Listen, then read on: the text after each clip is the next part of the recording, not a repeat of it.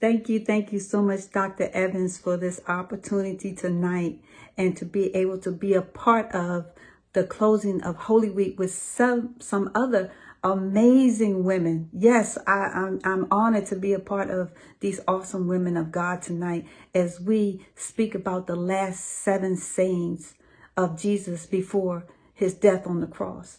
And myself, Pastor Audrey, giving honor to God and to the Spirit of Christ that gives us a divine understanding and interpretation of the word. I'm honored. I am humbled to be here tonight.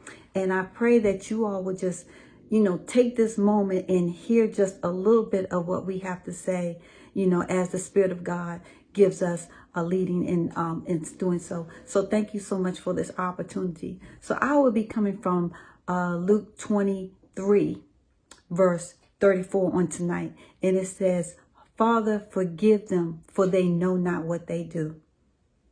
Just think about that for a second. Jesus was on the cross. He had been lied on. He'd have been to court. He'd have been whipped. He had to carry a cross. He was given vinegar and gall to drink. And he was nailed to a cross and put a thorn of crowns in his head. I can't even begin to imagine. Just go there with me for a second.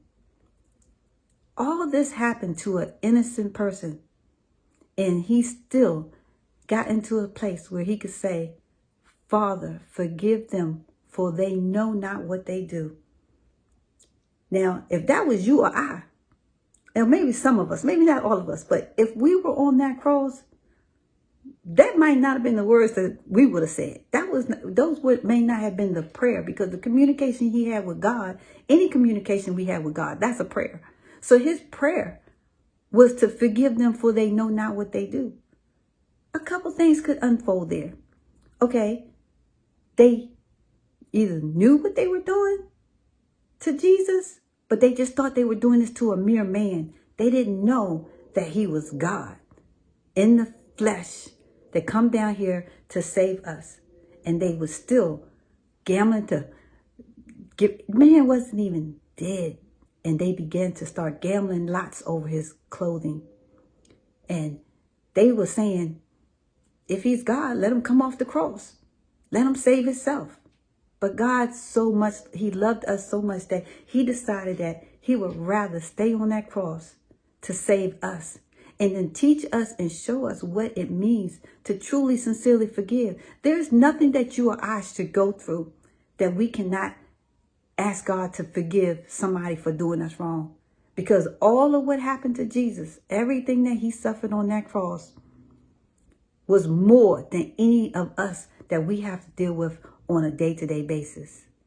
So I say to you, think about the fact that the worst thing that someone has done to you, and you feel like you can't forgive them.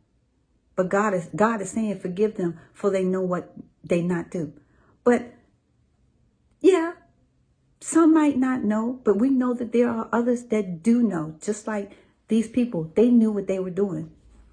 But guess what? Jesus asked for forgiveness for them anyway. And the Bible also says that we can't be forgiven unless we forgive others.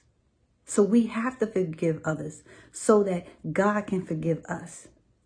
And let me tell you, it gives you a peace of mind. Don't you realize that holding on to unforgiveness can keep you all stressed out and worried? And well, some people say, well, I don't worry about it. I don't let it go. I don't even worry about that anymore. Well, that may be true for some. But then some others, they really carry that weight of unforgiveness. And it could cause you to get sick.